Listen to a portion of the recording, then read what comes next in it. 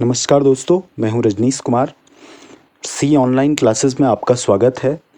और आज 13 अप्रैल का दिन है और आज के ही दिन सन 1919 में जलियांवाला बाग में, अमृतसर शहर के जलियांवाला बाग में क्रांतिकारियों पे शांतिपूर्ण रूप से प्रदर्शन कर रहे लोगों पे अंग्रेज हुकूमत ने गोलियां चलवाई थी और जिसमें बहुत सारे लोग मारे गए थे। तो ये जलियांवाला बाग में लोग इकट्ठा क्यों हुए थे, सबसे पहले इस चीज़ को समझने की कोशिश करेंगे। दरअसल अंग्रेज हुकूमत ने रॉलेट एक्ट लागू किया था देश में और इसमें बहुत सारी ऐसी चीज़ें थी जिनका विरोध हो रहा था और महात्मा गांधी ने देशव्यापी हड़ताल का आह्वान किया था। और ये जो देशव्यापी हड़ताल थी, इसका आह्वान मार्च के शुरुआत में हुआ था और अप्रैल तक जाते जाते ये एक बड़े आंदोलन का रूप ले चुका था। तो 13 अप्रैल की रोज़ भी लोग इसी तरह, पंजाब में बैसाखी का दिन था उस दिन और बैसाखी पंजाब में काफ़ी धूमधाम से मनाई जाती है। तो लोग बैसाखी के रोज़ जलियांवाला बाग में इकट्ठा हुए थे। वहाँ पे किसान नेता, वहाँ के लोकल लीडर, सभी लोग आपस में बात विचार विमर्श करने के लिए 13 अप्रैल को इकट्ठा हुए थे।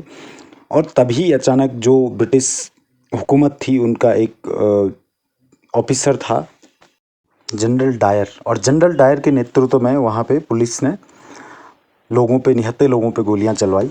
और बाद में इस जनरल डायर को जब काफ़ी सारे आंदोलन भी हुए, लेकिन इसको कोई सज़ा नहीं हुई और इसे सज़ा के बजाय इसे काफ़ी सारे एक तरफ से पुरस्कार दिए गए ब्रिटेन जाने के बाद। तो अंग्रेज हुकूमत, आज अंग्रेज़ पूरी दुनिया में मानवाधिकारों के लिए लड़ने का नाटक करते हैं, लेकिन उस दौर में अंग्रेज़ों ने, ये एक घटना है जिसको कवरेज मिला, जिस घटना को अखबारों में दिखी जो चीज़ या फिर जो इतिहास में लिखा गया है।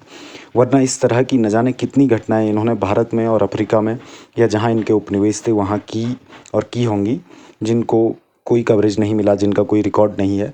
तो आज के समय में अंग्रेज सबसे ज़्यादा मानवाधिकारों की बात करते हैं, सबसे ज़्यादा मानवाधिकारों के लिए ड्रामा करते हैं। और भारत के जम्मू कश्मीर से लेके या फिर पूर्वोत्तर में या फिर किसी भी देश में हो, जहाँ भी अंग्रेज या पश्चिम के लोग, हर जगह अपना मानवाधिकार का झोला लेके चल खड़े हो जाते हैं। यहाँ तक अंग्रेज़ों की जो सत्ता थी उसके खिलाफ छोटे मोटे आंदोलन होते रहते थे, छोटे मोटे विद्रोह होते रहते थे, लेकिन पश्चिम के काफ़ी सारे विद्वानों का ये मत था कि भारत पे अंग्रेज जो शासन कर रहे हैं वो भारतीयों के हित में है। लेकिन यहाँ पे आके इस दावे का, जो ये दावा था, ये निराधार हो गया। ये दावा झूठ साबित हो गया, क्योंकि यहाँ पे आके अंग्रेज़ों ने जिस तरह का कार्य किया, जलियांवाला बाग में जो कार्य किया अंग्रेज़ों ने, उससे सभी लोगों के मन में ये आ गया कि नहीं, अंग्रेज़ समाज हित में, जनता के हित में तो कुछ नहीं कर रहे हैं, अंग्रेज़ सिर्फ अपने हित में काम करने वालों में से गिने जाने लगे। और वास्तविकता भी यही थी कि अंग्रेज़ों ने जब से भारत में आए वो लोग, तो उन्होंने यहाँ के संसाधनों का बुरी तरह से दोहन किया और इसका जनता को कोई फ़ायदा नहीं मिला। और इस तरह की घटनाएं, जलियांवाला बाग की घटना हो या इसी तरह की बहुत सारी घटनाएं हुई, जहाँ पे अंग्रेज़ों ने अपनी बर्बरता का स्तर बहुत नीचे गिरा दिया था।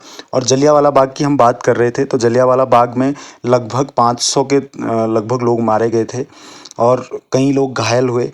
और जहाँ जो जलियांवाला बाग था वो चारों तरफ से बंद था, एक ही दरवाज़ा था और वहाँ से सैनिक बंदूक लेके खड़े हो गए थे और वो गोलियां चला रहे थे। और जो अंदर थे वो असहाय निहत्थे लोग, कुछ कुएं में कूद के मर गए, कुछ इसी तरह, कुछ डर के। वहाँ बच्चे, बूढ़े, औरतें सभी थे। और जो अफसर था जनरल डायर, उसने ये सारी चीज़ें नहीं देखी कि यहाँ बच्चा है, बूढ़ा है, औरत है, क्या है। उन्होंने बस गोलियां चलवाई और चलती रही गोलियां।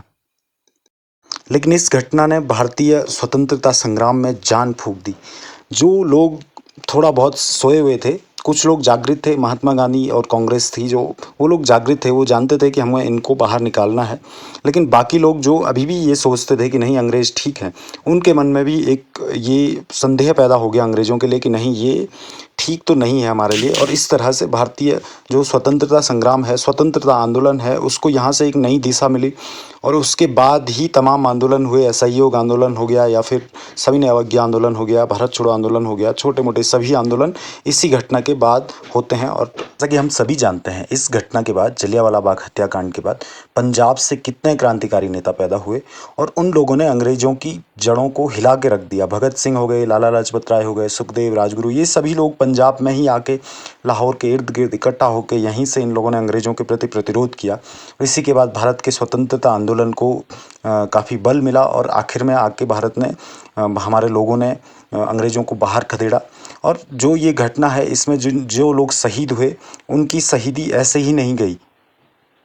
इसके बाद अंग्रेज़ों के लिए देश भर में गुस्सा पैदा हुआ और उस गुस्से के का ही भारत छोड़ो आंदोलन हो गया, या फिर सहयोग आंदोलन हो गया, सविनय अवज्ञा आंदोलन हो गया, या फिर जो भी क्रांतिकारियों ने घटनाओं को अंजाम दिया, जिस तरह से उन्होंने अंग्रेज़ों को बार बार छापामार युद्धों में हराया, तो इन सभी घटनाओं के लिए राह बनी जलियांवाला बाग हत्याकांड के बाद। तो दोस्तों, उन सभी शहीदों को हमारा सत सत नमन। जय हिंद, जय भारत।